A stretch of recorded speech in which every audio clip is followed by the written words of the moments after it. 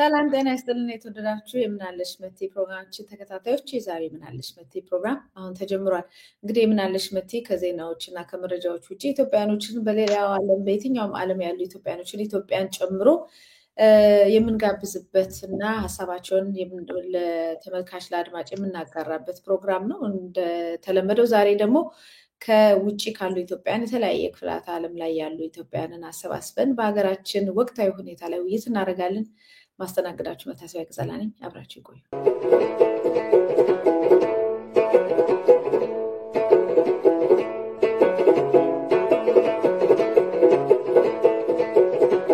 እንግዶቼ እንኳን ደህና መጣችሁ። ስለመጣችሁ በጣም አመሰግናለሁ። ለዘወትር ሁሉ ጊዜ ይህንን ዝግጅት በተለይ ከሁሉም አቅጣጫ ያሉትን በማሰባሰብ የሚያግዘን መምህር ደምሰው ገብሬ እንኳን ደህና መጣ። እንዲሁም ዶክተር ነጋሽ አምሳሉ ከዚህ በፊት በስልክ ልትገባ ሞክረህ ነበር፣ አልተሳካም። ዛሬ ግን በሰፊው ስላገኘን ደስ ብሎናል። እንኳን ደህና መጣ። እንዲሁም ኢንጂነር ባንክ ኦማን የሁል ጊዜ ተከታታያችን ተሳታፊያችን ነው። ሁላችሁ እንኳን ደህና መጣችሁ። እናመሰግናለን። እንኳን ደህና ቆየሽን መቲ፣ በጣም እናመሰግናለን ስለ ግብዣው፣ ስለ ሁሉም ስለምታደርገው ሁሉ ጥረት ለረጅም ዘመን እናመሰግናለን። ይሄን አጋጣሚ ተጠቅመን ማለት ነውና ጉድ ቱ ቢ ሂር እናመሰግናለን። እግዚአብሔር ይስጥልኝ። ያው እንግዲህ ዶክተር ነጋሽ አንተ ነህ እንግዳው ዛሬ። ያው ባለፈው ትንሽ ብቅ ብትልም ለቤቱ በደንብ ቤተኛ እንድትሆን መጀመሪያ የምጠይቅህ አንተን ነው እና መምህር ደምሰው፣ ኢንጂነር ባንክ፣ ሌሎቹ አሉ ደግሞ ሌሎች የዚህ የታክስ ፎርሱ አባላቶች ኦልሞስት ቤታቸው ነው፣ በየጊዜው ነው የሚመጡት። ከዚህም በኋላ በሳምንት አንድ ጊዜ ከሁሉም ብሔር ብሔረሰብ የተዋቀረ ቡድን ስለሆነ ያላቸው በሳምንት አንዳንድ ጊዜ ይህንን መርሃ ግብር በምናለሽ መቴ እንዲያስተላልፉ ሀሳባቸውን ለመላው ኢትዮጵያ እንዲያካፍሉ መድረኩን ስለሰጠው በየጊዜው የምናገኛቸው ናቸው። ዛሬ ግን እንደዚሁ መምህር ደምሰው በጋበዘ መሰረት ዶክተር ነጋሽ ተገኝተሃል። ስለመጣህ እጅግ በጣም አመሰግናለሁ። አንተ በማለቴ ማህበረሰቡን ይቅርታ የምጠይቀው ከቅርበት አኳያ ነው። ከቅርበት አኳያ ነው፣ የተለመደ ነገር ስለሆነ ማምለጡ አይቀርም ብጀምረውም ብዬ ነው። የሀገራችን ወቅታዊ ሁኔታ ላይ ነው እንግዲህ እንነጋገር የተባለው። ዜናዎችን ሰርቼ ነበር ዛሬ እና ብዙ ዜናዎች ናቸው ያሉት። የምናያቸው ዜናዎች የኢትዮጵያ አይታ የማታውቀውን መከራና ሰቆቃ የሚያሳይ ነው። በመንግስት ሚዲያዎች እና የመንግስት ሰዎች የዳመና ላይ ያሉት የመንግስት ሰዎች ወይም ካድሬዎቹ ደግሞ ወጥተው የሚነግሩን ኢትዮጵያ ከዚህም የተሻለ ዘመን ኖሯት አያውቅም፣ እንደዚህ አይነት የብልጽግና የትልቅ የሆነችበትና የደስታ እና የሀብት ጊዜ አይታ አታውቅም ነው የሚሉት። እና አንዳንዴ እኛንን እነሱ የታመም ነው እስኪባል ድረስ በጣም ይራራቃል፣ መሀልም የለውም ጋፑ ማለት ነው። እና ምናልባት ከዛ ብንጀምር ኢትዮጵያ ያለችበትና አሁን ያለችውን ሁኔታ እንዴት ነው ልናየው? እንዴት ነው የምታየው አንተ? እንደው ኢትዮጵያ እንዴት ናት ብትባል ኢትዮጵያ ትላንትን አይታታል፣ አሁን ያለችበትን ሁኔታ ታውቀዋለህ እና ምን ላይ ነች ኢትዮጵያ? በእውነት አንዳንዶቹ ልትፈርስ ነው ጫፍ ደርሳለች የሚሉ አሉ፣ አንዳንዶቹ ደግሞ ሰማይ ደርሳለች የሚሉ ስላሉ ነው። ዶክተር ነጋሽ አመሰግናለሁ። መቼም ነው ለመናገር ሰው ያው የተለያየ የራሱን ሐሳብና ምልከታ ይናገራል። አንዳንዴም እንደው እብድ ነው የሚያሰኝም ደረጃ ድረስ ነው። እንግዲህ ኢትዮጵያ በልጽጋለች፣ አድጋለች፣ ሰማይ ደርሳለች ምናምን የሚለው ያው ዓለም የማይለው ነው። ኢትዮጵያውያን የማይሉት የዓለም ሕዝብም የዓለም ማህበረሰብም ትልልቅ ድርጅቶችም የተባበሩት መንግስታትም በአሜሪካን ሀገር የሚገኙ የማይሉት ነገር ስለሆነ ውሸት ነው ማለት ነው ያኛው። እና ይሄ ወይም ኢሉዥን ወይም የሳይኮፓቲ አንድ የበሽታ ምልክት ነው።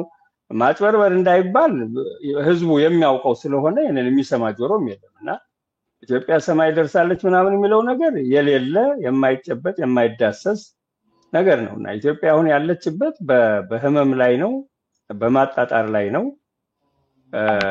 እና በብዙ በውድመት በጽልመት በጨለማ ላይ ነው ያለችው።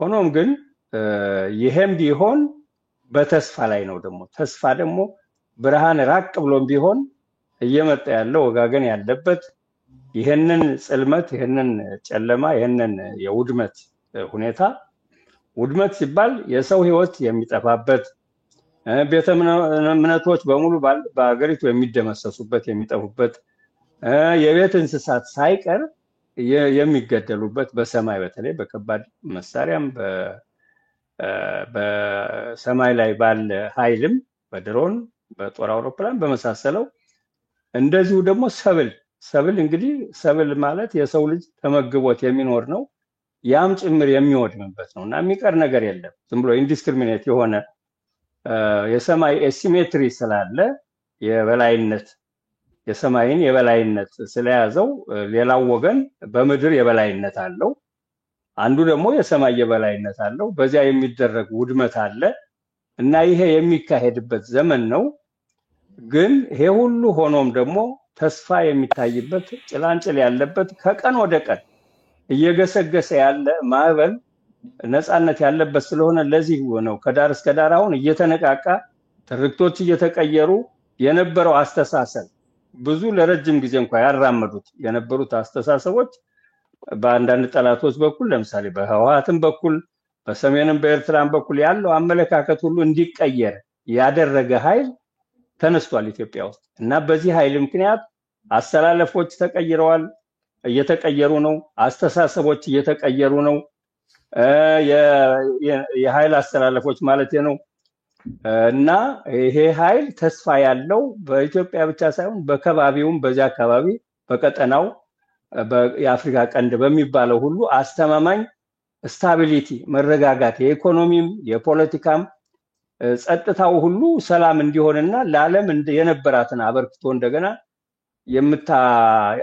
የምታበረክትበት ሁኔታ ይመጣል ብዬ ነው የማምነው እና ኢትዮጵያ ጨለማ ውስጥ ኦልሞስት የማጣጣር በኦክሲጅን እየተረዳ እንዳለ ሰው ውስጥ የነበረች ናት ግን እያገገመ ያለው ወደ ህይወት በመምጣት ላይ ያለ ሁኔታ እንዴው ባጭሩ በዚህ ልግለጸው እንዳይረዝም ይሄንን ነው ማለት እንፈልገው መች እጅግ በጣም አመሰግናለሁ ዛሬ እንግዲህ ውይይታችን ላይ የጋበዝናቸው ሰዎች ብዙ ናቸው ወደ 4-5 ሰዎች ናቸው ያሉን አሁን ትንሽ ዘግየት ብለው አቶ ላከ ምስክር ጆይን አድርገውናል ገብቷል እጅግ በጣም ነው እናመሰግነው ካሜራውን ያስተካክሉ ነው መሰለኝና ያው ለምን አለሽ መቲም አዲስ ስለሆኑ ቀጥታ የሚቀጥለውን ግብዣ ወደዛ ነው የምወስደው አቶ ላከ ምስክር እንኳን ደህና መጡ ቀነስጥልኝ መቲ በጣም አመሰግናለሁ እንኳን በደህና ቆያችሁኝ ይቅርታ በመዘግየቴ ያልጠበቅኩት ኢመርጀንሲ ስለነበረብኝ እሱን አድሬስ ማድረግ ነበረብኝ ለዚህ ነው አመሰግናለሁ መልካም አይ ምንም አይደለ ጥሩ ደርሶብናል ምናልባት እንግዲህ የኢመርጀንሲው ነገር እኛንም የሚያሳትፈን ከሆነ አዲስ የመጣ ዜናዎች ካሉ በዛውም ሊያካፍሉን ይገባል ሰሞኑን እየሰማን ያለ ነው በርግጥ ከ2018 ዓመተ ምህረት አዲስ በዓል ሲከበር መሬት ያሉ ነፍጥ ያዙ ታጋዮች 2018 የአንድነትና የድል ነው ብለው ነበርና እነዚህ አይነት እንቅስቃሴዎች እየታዩ ነው ዛሬ እዚህ መድረክ ላይ የሚታየው የአንድነት መንፈስ ነው በኢትዮጵያም ያሉ በሰላማዊ ትግልም የሚታገሉ እንደዚሁ በመሰባሰብ ነገር አለ ውጭም ያለው ማህበረሰብ እንግዲህ አንድ ላይ ካልሆነን ፈተና እናልፈውን በሚል ትንሽ በተወሰነ ደረጃ የመሰባሰብ ጥሪ ያለ በያቅጣጫው ሰሞኑን ደግሞ ከመሬት እየሰማናቸው ያለኑ ነገሮች አሉ የመሰባሰብ ወደ አንድነት የመምጣት ኮዙን ወደ ፍለፊት በማየትና በአንድነት በአንድ ልብ እና በአንድ ሐሳብ ሆኖ ይሄን ትግል ወደፊት ይዞ መቀጠል የሚሉ ሐሳቦች እየወጡ ነው ያለውና በዛ ሐሳብ ላይና በዛ መረጃዎች ላይ ብንጀምር ምናልባት አቶ ላከ ምስክር እሺ በጣም አመሰግናለሁ መቲ የመጀመሪያ ጊዜ ነው በመጀመሪያ ነገር በአንተ እንሂድ እርሶ አስፈልገኝም እርግጥ በእድሜ ጉምቱም በሆን ግን ደስ ይለኝ ለአከተብየ በሄድ ደስ ይለኛል በፕሮግራምሽ ላይ ስለጋበስኝ አመሰግናለሁ ራሴን ትንሽ ላስተዋውቅ መጀመሪያ ያሁኑ የፋና ፕሬዝዳንት ነኝ ሰብሳቢ ሆኜ ሳገለግል ወደ አመት እየተጠጋኝ ነው ፋና ማለት የፌዴሬሽን ኦፍ አማራስ ኢን አሜሪካ የአማራ ማህበራት ስብስብ ነው እንግዲህ ይህ ድርጅት ከተመሰረተ ደግሞ ቆየት ብሏል ወደ 3 አመታችንን እንኳን በአክቲቭ ስንሰራ ግን ከዛም በፊት 2 አመት ወደ 5 አመት ገደማ ሆኖት የሚያገለግል ነው ፕሮባብሊ መስራቾቹንም አንቺም ልታውቂያቸው ትችያለሽ እንደ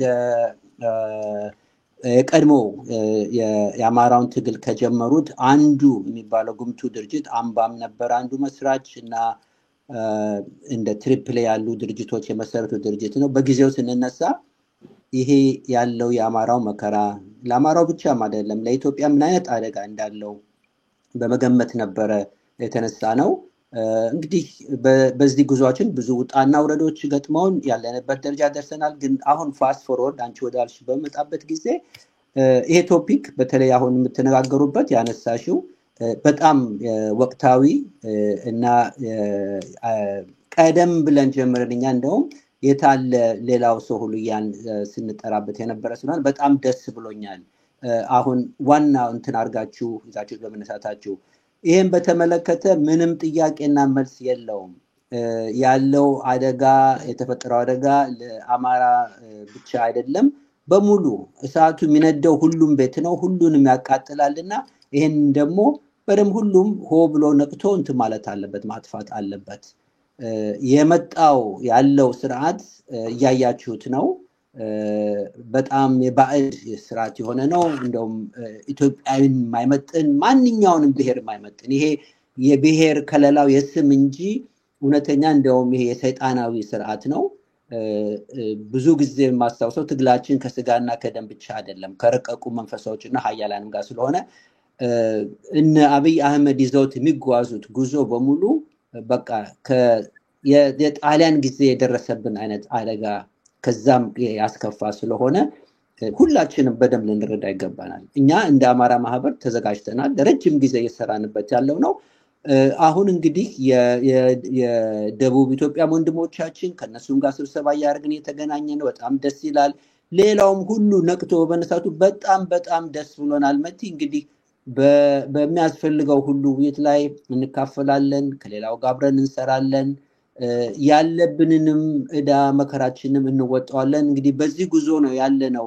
በሚገርምሽ ሁኔታ ይሄ የአንድነት ጥሪ ከወጣ አሁን ሳይሆን ቀደም ብሏል እና አሁን ግን በቃ በደም ሁሉም ሰው የሚናገረው ቋንቋ ስለሆነ በጣም ደስ ብሎናል። እንግዲህ አብረን እንጓዛለን ማለት ነው እና እኔ ጥያቄ ኢንተርቴን ለማድረግ ዝግጁ ነኝ። መቲ መልካም፣ በጣም ነው። ባለፈው ፕሮግራማችን ላይ እንደዚሁ ከፋና አንድ ሰው ጋብዘን ነበረ። ስለዚህ ኦልሬዲ ቤቱን እየለመዳችሁት ነው። አሁን የተባለው የአንድነት ጉዞ እንዳለ ሆኖ ልክ ነው። ውጭ ያለው ማህበረሰብ በተለይ ፋና አሁን በአማራ ግሩፕ ላይ በአማራን መሰረት አድርጎ በተደራጁ ድርጅቶች አንጻር ስናየው ከአንድ በላይ በማሰባሰብ ደረጃ ላይ ቀደምት ነው ማለት ይቻላል። ለምን ሰብሰብ አድርጎ አንድ ላይ ትልቅ ሆኖ ለመምጣት ትልቅ ጃንጥላ ዘርግቶ የመጣ ተቋም እንደሆነ አውቃለሁኝና ከዛ ደረጃ ቀድማችሁ ጀምራችሁታል የማሰባሰቡን ነገር። ምናልባት አሁን እዚህ መሰባሰብ አለ። አዎ ውጪ ላይ ያለው የነቃ ነው እየተሰባሰበ ነው። መሬት ላይ ያለው ሌላው ክልል ያለው ሁሉ የነቃ ነው። ጥሩ ነው፣ መልካም ነው። በሁሉም ግን ቁጭ ብሎ የሚጠብቀው ደግሞ ነፍጥ የያዘውን ኃይል ይጠብቀዋል። የት ነው የሚደርሰው? ያው መቼም የታጠቀ ነው በደንብ አቅም ያለው ከሚልም አንጻር ነውና ወደ መጀመሪያ ጥያቄው እንደገና ልመልስ። መሬት ላይ የሚታየው የአንድነት መንፈስ እንዴት ነው? በደንብ እየተራመደ ነው ወይ? አሁን በጎንደር ሰምተናል፣ የሰማነው ዜና አለ ሰሞኑን። ከዛ በፊትም እንደዚህ ያለ ሌላውስ ያለው ነገር ተስፋ ሰጪ ነው ወይ? እንደው ህዝቡ ለሚከታተለው እንዲያውቁ ነው። ብዙ ጥያቄ ስለምንጠየቅ። በጣም ጥሩ ነው። ጥሩ ጥያቄ ነው። ይቅርታ እሱን ሳልመልስልሽ ነው ያለፍኩት። በእውነቱ ለመናገር በአገር ቤት ያለው እንትን ተስፋ የሚሰጥ ነው። አሁን የጠቀስሽው የጎንደሩ እንደ ትልቅ ተምሳሌነት የሚጠቀስ ነው። ድሮም ምንድነው እየሆነ የነበረው? አማራው አንድ እንዳይሆን በመከፋፈል አንዱን በአንዱ ላይ በማስነሳት በመከፋፈል እንገዛዋለን የሚል ይሄ አሁንም የሚጠቀሙበት ስትራቴጂ ስለነበረ ነው ይሄ ሁሉ እንትን የነበረው እንጂ በምድር በኩል ጥሩ አንድነት እየመጣ ነው።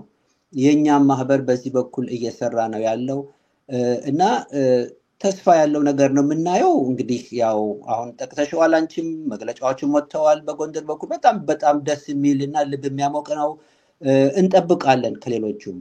ይሄ ጉዞ ይሄ ትግል የግለሰቦች ትግል አይደለም፣ የህዝብ ትግል ነው፣ የሀገር ትግል ነው እና ይሄንን ያወቀ ሰው በሙሉ ራሱን ዝቅ ነው የሚያደርገው። ራሱን ዝቅ አድርጎ ህዝቡንና ዓላማውን አስቀድመው ነው የሚጓዘው። ተቋማትን ይዞ ነው የሚሄደው እና የማንም የግለሰብ ትግል አይደለም። ይሄ የህዝብ የሀገር ትግል ነው መቲ እና በዛ ረገድ እኔ በአገር ቤት ባሉት ወንድሞቻችን ሙሉ እምነት አለኝ። እነሱንም ቀደም ብለው የመከፋፈልም የምንትን ይዘው ሄዱት በውጭ ያሉ ሰዎች ናቸው፣ እናውቃቸዋለን እና ከማንም ግለሰብ በላይ አሁን ህዝብ ነው፣ አገር ነው የሚቀድመው። እያንዳንዱ ይሄንን እያየ መሄድ አለበት። የአገር ቤቶቹም እርግጥ ነፍጥ ይዘው በደንብ አጥንት እየከፈሉት ስለሆነ ልናከብራቸው ይገባል፣ ልንሰማቸውም ይገባል። ምክር በሚፈልጉበትም እርዱን አማክሩን ሲሉ በዛም እንገኛለን እንጂ ይሄ ትግል የዛሬ 3-4 ዓመት የነበረበት ቦታ በየመንደሩ አንዱ የተነሳ እንትንበት አይደለም። ስትራክቸር ኖሮት በደንብ የሚጓዝ ነው። ይሄንን ላረጋግጥልሽ እወዳለሁ። በቅርብ ከአመራሮቹም ጋር እንነጋገራለን። በጣም አስደናቂና ብሩህ ማይንድ ያላቸው ሰዎች ናቸው በእውነቱ እና በህብረት የምንሰራው ስራ ነው። ግን ዋናው ትግሉም ሁሉም ነገር ያለው አገር ቤት ስለሆነ እኛ በዳያስፖራ ደግሞ ያለ ነው ተዘጋጅተን አንድ ሆነን በህብረት ማሳየት ነው። ይሄንን በምናገርበት ጊዜ ምንድነው መቲ አንድነት ማለት ምንድነው? የመቲን ቫልዩ ወይም የወንድሜን የመምህር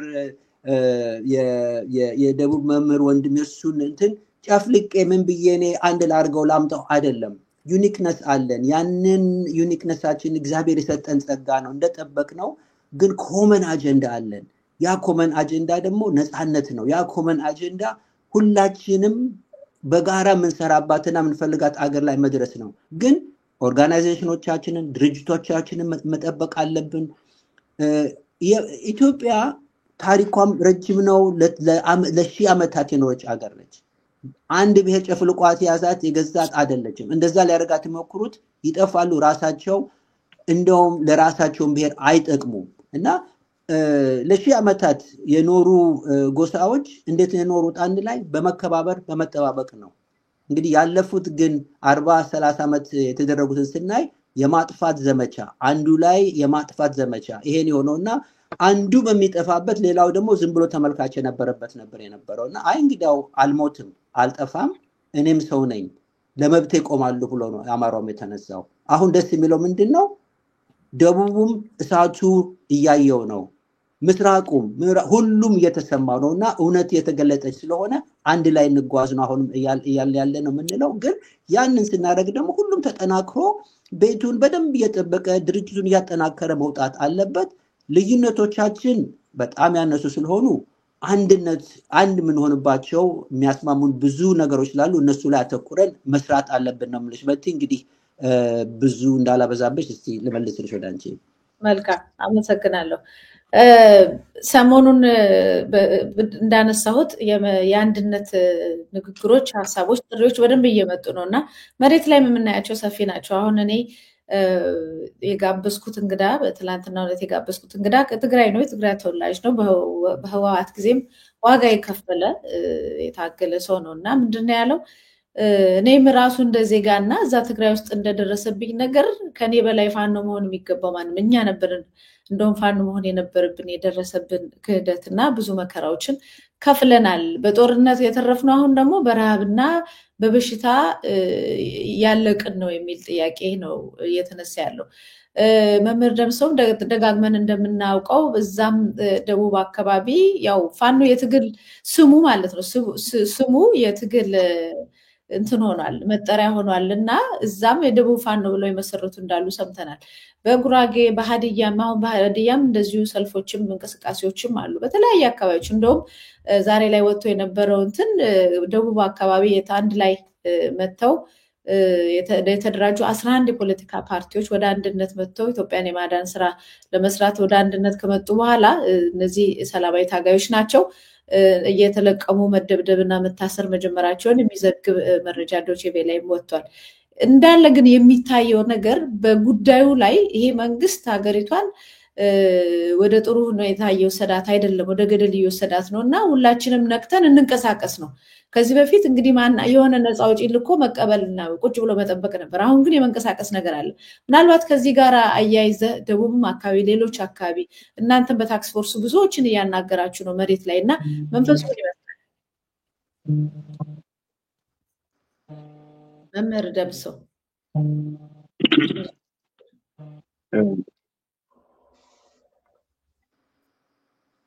መሪያ ይህንን ፕሮግራም ላዘጋጀሽው ለእህታችን መታሰቢያ እውነት ከፍተኛ ምስጋና አቀርባለሁ። ለወንድሜ ለዶክተር ነጋሽ፣ ለኢንጂነር ኦባን ቆማን፣ ለአቶ ላከ ለሁላችሁም በእውነት ከፍተኛ ምስጋና አቀርባለሁ። የሀገራችን ሁኔታ በእርግጥ እጅግ ውስብስብ ነው፣ እጅግ አስቸጋሪ ነው። ኢትዮጵያም ራሷ በአሁኑ ሰዓት ሲኦል በር ላይ ናት። ለምን? ህልውናዋ እጅግ በጣም አደገኛ ደረጃ ላይ ነው ያለው። ስለዚህ የሰው ልጅ በማንነቱ የሚጨፈጨፍበት፣ የሚታረድበት፣ ዜጎች ወጥተው ለመግባት የሚሰቃዩበት፣ በዓለም ላይ ብቸኛዋ አገር በአሁኑ ሰዓት ማን ነው በጦርነት የምትታመስ ኢትዮጵያ ናት። ለዚህ ወንድሞቻችን ዛሬ ከደቡብ እስከ ሰሜን ከምስራቅ እስከ ምዕራብ በሀገር ቤትም በውጭም በአንድነት በመሰባሰብ ወደ አንድነት ትግል በመምጣት ትልቅ ሀገራዊ ኃላፊነታቸውን በእውነት እየተወጡ ይገኛሉ። የአገዛዙ አካሄድና የጭካኔው ብዛት በእውነት ለሁላችሁ ግልጽ ነው። ከዚህ ለእያንዳንዱ ኢትዮጵያዊ ግልጽ ስለሆነ በቂ ማብራራትም ይሄ ተገቢ አይደለም። በየጊዜው ዜጎቻችን ይጨፈጭፋሉ፣ በማንነታቸው በእምነታቸው። ሰው ወጥቶ ለመግባት ዛሬ በጣም ስቃይ የሆነበት ከ4 ኪሎ 6 ኪሎ ለመሄድ ወንድሞቻችን፣ እህቶቻችን፣ ቤተሰቦቻችን ሁሉም መከራና ስቃይ የሚያዩበት አገር ነው። ሌላው ወንድሞቻችን ዛሬ ይህንን ግፍ እውነቴን ነው ለመቃወም ትልቅ አስተዋጽኦ በማድረግ ላይ ነው ወንድሞቻችን የሚገኙት። በአማራ ህዝባዊ ፋኖ በኩል የሚደረገው የኢትዮጵያን ነፃነት ታሪክ በደሙ እየጻፈ ይገኛል። አብሶሉትሊ ይሄ የኢትዮጵያ መውጫዋ አንዷ ትልቁ ነጥብ በዚህ የሚደረገው ትግልና ትንቅንቅ ነው። ወንድሞቻችን ዛሬ ያለ ማብራት በጨለማ እየወደቁ ይገኛሉ። ለሀገራችን ነፃነት እየታገሉ ይገኛሉ። በደቡብ ኢትዮጵያ በኩልም ኢትዮ ደቡብ ፋኖ ወንድሞቻችን ትልቅ አስተዋጽኦ ዛሬ እያደረጉ ይገኛሉ። ሲቪክ ማህበራቶችም የፖለቲካ ድርጅቶችም ቅድም መታሰቢያ እንደገለጸችው በእውነት እስሩ፣ አፈናው፣ ማንገላታቱ፣ ደሞዝ መከልከሉ፣ ከስራ ማፈናቀሉ ገዢው ተያይዞታል።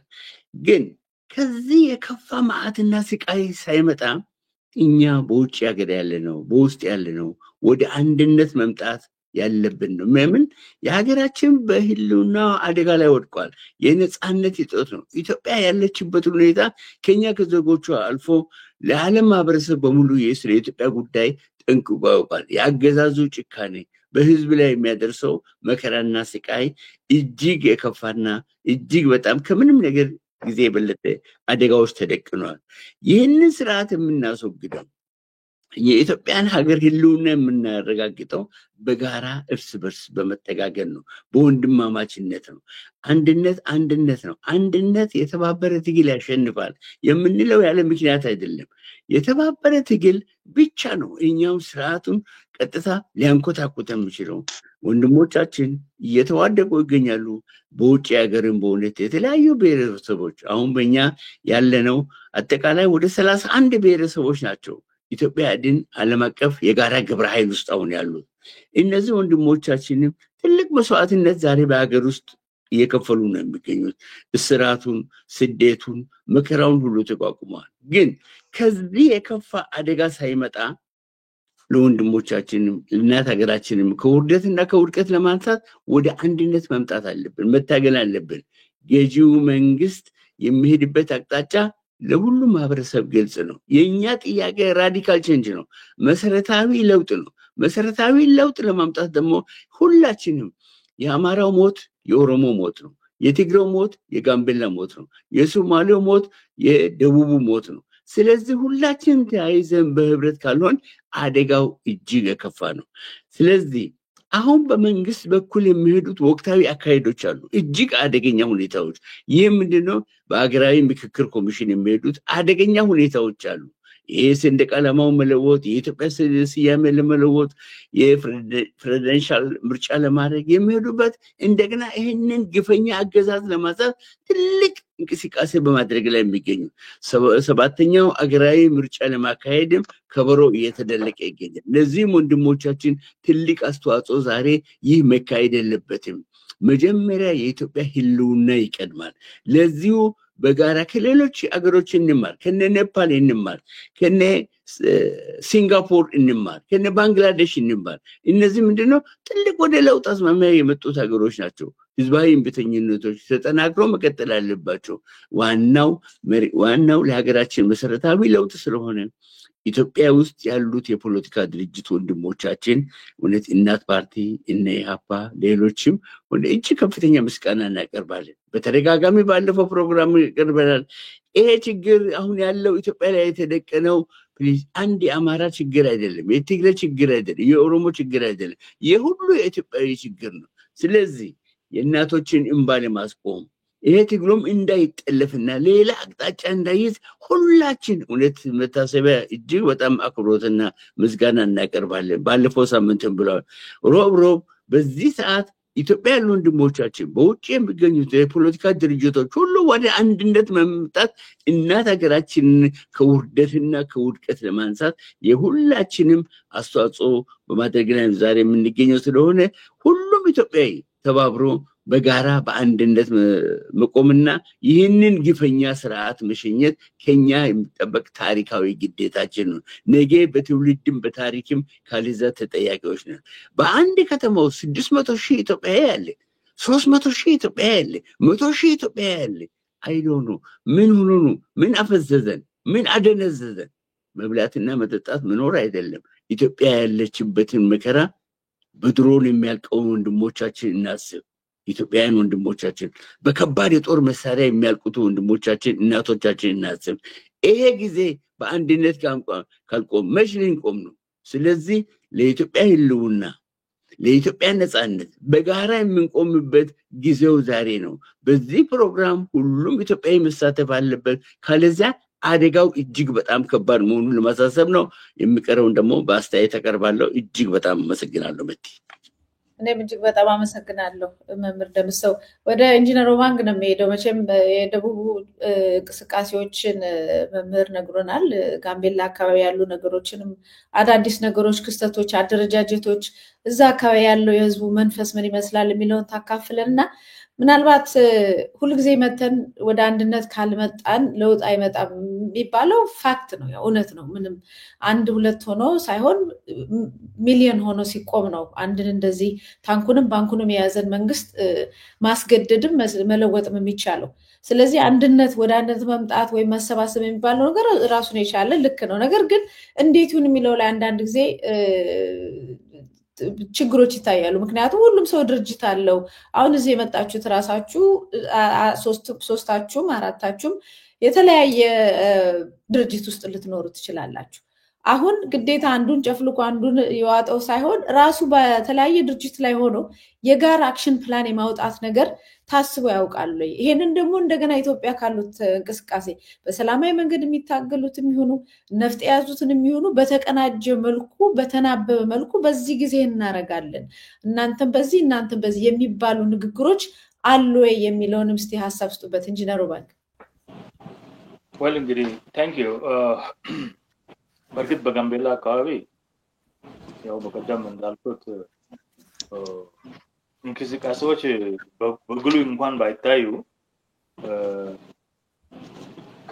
በውስጥ የሚሰሩ ስራዎች እንዳሉ እናውቃለን እና ይሄንን እንግዲህ ከሌሎቹ ጋር አንድ ላይ ወደ አንድ ለማምጣት የምናደርገው ጥረት እስከ ዛሬ ድረስ በጥሩ ሁኔታ እየሄደ እና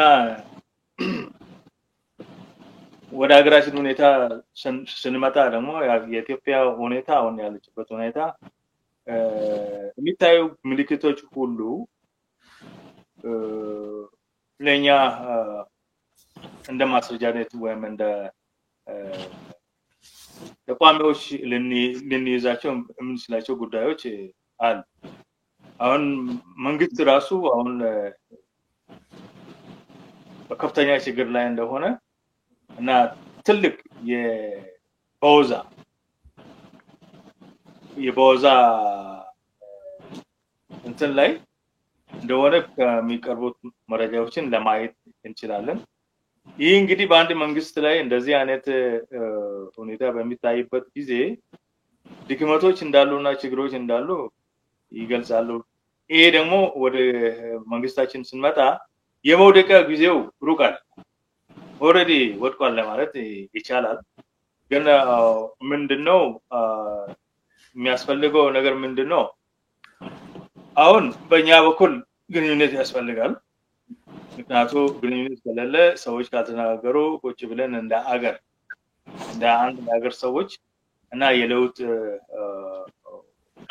አካላት እስከሆነን ጊዜ ድረስ ቁጭ ብለን መናገር መቻል አለብን በርግጥ ይሄንን ሁሉ ለማድረግ የሚችል ኤጀንሲ ያስፈልጋል ኤጀንሲዎች እንግዲህ ያው ከየትም ከላይ አይደለም የሚወርዱት ካሉት አካላቶች ላይ ነው ኤጀንሲዎችን ተነሳስቶ ጥሪ ለሁሉም እንትን ማድረግ የሚችለው አሁን ጫፍ ላይ የወጡት ትክክል የያዙትን እንዴት አድርገው ነው እርስ በርሳቸው ባቡና በአገር ጉዳይ ላይ እንዲስማሙ ለማድረግ የሚቻለው እሱ አንድ ነገር ነው ሌላው እንትን ደግሞ ምንድነው አሁን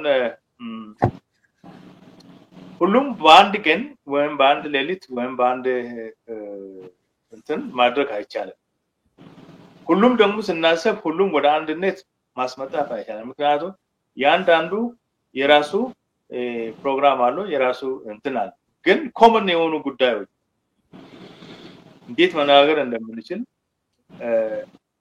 የግድ በዚህ ላይ ስራ መስራት ያስፈልጋል አንድነት ለማምጣት ስራ መስራት ያስፈልጋል የጋራ እቅዶች ወይም የማናበብ ስራ በአካላቶች ላይ ክሬት እንዲሆን ቁልፍ ነገሩ ደግሞ ውይይት ነው ውይይት እንግዲህ ለማድረግ ማን ያዘጋጅ ወይ ማን እንትን ያደርግ የሚለው ነገር ላይ ነው በጣም አንገብጋቢ የሆነ ጉዳይ አሁን ያለው ሁሉም ፍላጎት አላቸው በዚህ በኩል በላሰያውን በፋኖ በኩል ኮሚሽኖች ይደርሳሉ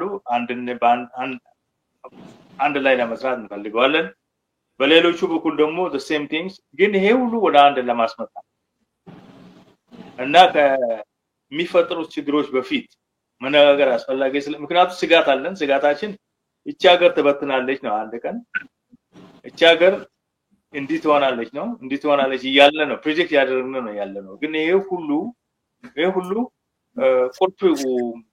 ቁልፍ ነገሩ ምንድነው ውይይት ነው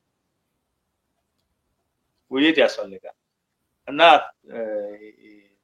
የጋራ እቅዶች ደግሞ እንትን ለማድረግ አስፈላጊ ነው ምክንያቱም በጋራ አንድ ላይ ሆነን እንትን ካላረግን ችግር ነው ምክንያቱም አንድ ነገር አለ እኛ የምናስበው ምናልባት ወደ ግራውንድ እንትን ስታደርገው አንዳንድ ጊዜው ላይሆን ይችላል ምክንያቱም ያ ጠባሳው ቀላል ጠባሳ አይደለም ከዛ ለመላቀቅ ብዙ ስራ መስራት ያስፈልጋል ብዙ ውይይቶች ማድረግ ጠንካራ የሆኑ ካድሬዎች ደግሞ መሰየም ወይም ኦርጋናይዝ ማድረግ ያስፈልጋል እነኚህ ሁሉ ባልተደረገበት በርግጥ ይመጣል የሚባለው ነገር አይቀርም ናቶ አንዱን ወደዛ ሲየት ከሌላ ጋር ሳይስማማ እንትን ሲሆን ሌላው ደግሞ ለምን እንደዚህ እንሆናለን ብሎ እንትን ይላሉ ይሄ የማይቀር ጉዳይ ነው ስለዚህ ይሄው እነኚህ ነገሮች ሁሉ ለማስቀረት የግድ መወያየትና በአንድ የጋራ ጉዳይ ላይ እንትን ማድረግ ያስፈልጋል በርግጥ የኢትዮጵያ መንግስት አሁን የሚታይባቸው ችግሮች ቀላል አይደሉም አሁን በዲፕሎማሲ በኩል እንግዲህ ችግር ነው ያለበት ትልቅ ችግር ነው ከሌሎች እንትኖች ጋር መገናኘት እንትን ያለው ይሄ ሁሉ እንግዲህ የዚህ መንግስት እንትኖች ናቸው እና ምናልባት እንግዲህ ይሄንን ካልኩት ለማጠቃለል እኛ ልክ እንደጀመርነው በዚህ ቀስቀሳ ላይ ወደ ኋላ እንትን ምንል አይመስለኝም ምክንያቱም አንድ ላይ ካልመጣን እቺ ሀገር ልትድን አትችልም እና ያለኝ የኔ ነው የሚመስለው አመሰግናለሁ መልካም አመሰግናለሁ ኢንጂነር ባንክ። ይሄንኑ ጥያቄ መልሼ ወደ ነጋሽ አመጣዋለሁ። ሁለት ነገሮች ማህበረሰቡን የሚያሳስበው ነገር አለ። አንደኛ ከዚህ በኋላ ምን ይመጣል፣ ምን ይሆናል፣ እንዴት ይኮናል የሚል ጥያቄ አለ እና ከዛ በፊት ያንን እንግዲህ ለመድረስ መጀመሪያ ለለውጥ ቅድም ያልኩት የተናበበ አክሽን ፕላን ይሄ ለመናበብ እንግዲህ ሁሉም ጋራ የሆነ የሚያገናኝ ሰርኪት የሚያገናኝ የሆነ ገመድ መኖር አለበት የታቀዱ ነገሮችን ማለት ነው እና የተናበበ ነገር ባንዴ አክሽን ፕላን ሲኖር ወይቱ ከባድ ስለሆነ ያንን መቋቋም ሊያቅተው ይችላል መንግስት። አንደኛው እሱ ነው። ሁለተኛው እሱስ ራሱ ቢሆን እና ለውጥስ ቢመጣ ለውጡ ወዴት ነው የሚመጣው? በእነማን ነው የሚመጣው? እንዴት ነው የሚመጣው? አሁን እንግዲህ ማዳጋስካር ላይ ሰሞኑን የመጣውን ነገር ታይቷል። በመሀል ያልታሰቡ ነገሮች ከዚህ በፊትም ትራንዚሽኖቻችን ጥሩ አልነበሩም። በመሀል ሰርጎ ገብ ይገባል፣ መከላከያ ይቆጣጠራል። እንደገና ቪሽስ ሰርክል ውስጥ የሚከቱን ለውጦች ናቸው እስከዛሬ ሲመጡ የነበሩት። የአሁኑ ዘላቂ እንዲሆን ራሱ ውጭ ያለው ማህበረሰብ ውስጥ ካለው ጋራ የተዘጋጀ ለነገ የሚባል ነገር የተቀመጠ ነገር አለ ወይስ ምን ያህል መሰራት አለበት እሱ ላይ የሚለውንም ሀሳብ ብትሰጥበት ዶክተር ነጋሽ። አዎ ይሄ በጣም መሰረታዊ ጥያቄ ነው። በትክክል ብዙ ሰዎች ይሄ ያሳስባቸዋል። ዝም ብሎ ትግሉ ብቻ ሳይሆን ከዚያስ ከትግሉ በኋላስ ከድል በኋላስ ምን ይሆናል እንደገና። ምክንያቱም ይሄንን የሚሉበት ትክክል ነው። ይሄ ጥያቄ በጣም መሰረታዊ ነው። ከዚህ በፊት የንጉሱ አገዛዝ እንግዲህ ከ40 ዓመት 44 ዓመት በንጉሰ ነገስትነት እንደገና ደግሞ ወደ 10 ዓመት ወደ 6 ዓመት በአልጋ ወራሽ እንግዲህ ወደ 50 ዓመት ነው የገዙ። ያ ሲወድቅ በተማሪው እንቅስቃሴ ማን እንደተካው ይታወቃል። የተደራጀ የታጠቀ ነው ምንጊዜም ያ ስለነበረ የደርግ ወታደሮች እነሱ ነበሩ የተደራጁ፣ ትጥቅም የነበራቸው እነሱ ወሰዱ። እንደገና እነሱን ደግሞ ሌላ የታጠቀ ነው የታገላቸው። ትጥቅ የነበረው ስለሆነ ያወሰደው ግን ያንን የደርግን መንግስት ሲቃወም የነበረው ግን መላው የኢትዮጵያ ህዝብ ነው፣ ማህበረሰቡ ነው። ያንን ስልጣን የወሰደው ግን በጣም እስከ አፍንጫው ታጥቆ የነበረና ኦርጋናይዝድ የሆነ እና የራሱ ንቅናቄ የነበረው ነው። ከዚያ በኋላ ይሄ አሁኑ ከዚያ ውስጥ ይወጣ ነው እና ይሄ አሁን ምን ይሆናል የሚለው መሰረታዊ ጥያቄ ቢሆንም በእኔ ምልከታ ይሄ በምንም መንገድ የኢትዮጵያን ሁኔታ የሚያጸና እንጂ ስጋት የሚያመጣ ነገር እንደማይሆን ነው እኔ በአጽንኦት መናገር የምፈልገው። ለምን አሁን ያለው ትግል በቀዳሚነት በአማራው ንቅናቄ ላይ የተመሰረተ ነው። አማራው ደግሞ በታሪኩ ነፃ ለመውጣት የሚያስብ መሰረታዊ የኢትዮጵያን ሀገረ መንግስት ምስረታ በረጅም ዘመን በሺህ ዓመታት በ5000 ከዚያም በላይ ቀደምም በስነ ልቦና ከዚያም በኦሪት ከዚያም ደግሞ በክርስትና ሃይማኖትና በእስልምና የኖረ ጸንቶ በዚያች ሀገር ውስጥ የኖረ ኢትዮጵያን ሲከላከል የኖረ ህዝብ ነው። አሁንም ቢሆን እንደዚህ ተበድሎ ሌሎች እኮ ሳይበደሉ ነፃ አውጭ የሚል በስማቸው ውስጥ ነበረ። የገሌ ነፃ አውጭ የገሌ ነፃ አውጫችን ሊበሬሽን የምትለዋን ቃል ይዘው ነው ሲታገሉ የኖሩት። ዝም ብሎ በውሸት ትርክት ማለት ነው። ቀኝ ተገዝተናል፣ እንደዚህ ሆነላል፣ ይሄ ተደፍጥጦብናል፣ ቋንቋችን ምናምን የሚል ነገር እንደገና ሌላውንም በጣም ይነንጃ በ10 በስንት የሚቆጠሩ ሌላውንም ነፃ አውጭ ብላችሁ አውጡ እየተባለ ሪኮመንድ የአማራው ህዝብ እንደዚህ እንኳን ተበድሎ ለ40 ለ50 ለ60 ዓመት ብዙ ግፍና ሰቆቃ ተፈጽሞበት ነፃ አውጭ የሚል ነገር ውስጡ የለም። ይሄ ማለት ምንድነው? በኢትዮጵያዊነት ኢትዮጵያን አጽንቶ የመኖር ነው። ይሄ ራሱ ልዩ የሚያደርገው ይሄ ነው። ብቸኛው ደግሞ በኢትዮጵያ ውስጥ እንግዲህ ከ80 በላይ ብሔረሰቦች አሉ። 100ም ሊሆን ይችላል፣ ከዚያም በላይ ሊሆኑ ይችላሉ።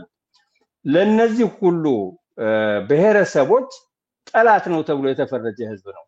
ለነዚህ ሁሉ ጠላት አንድ ብሔረሰብ የሁላችሁ ጠላት ነው ተብሎ በቃል ተነግሮ ቃሉ እንደገና ወደ መጀመሪያ ባፍ ነው የተነገረው። ከዚያ ደግሞ ወደ ጽሁፍ ወርዶ በህገ መንግስት በመዋቅራዊ ጠላት ነው ተብሎ ሁሉም ያ ባይቀበሉትም የተወሰኑት ተቀብለውት ያትርክት ለዚህ ለግፍ አድርሶታል።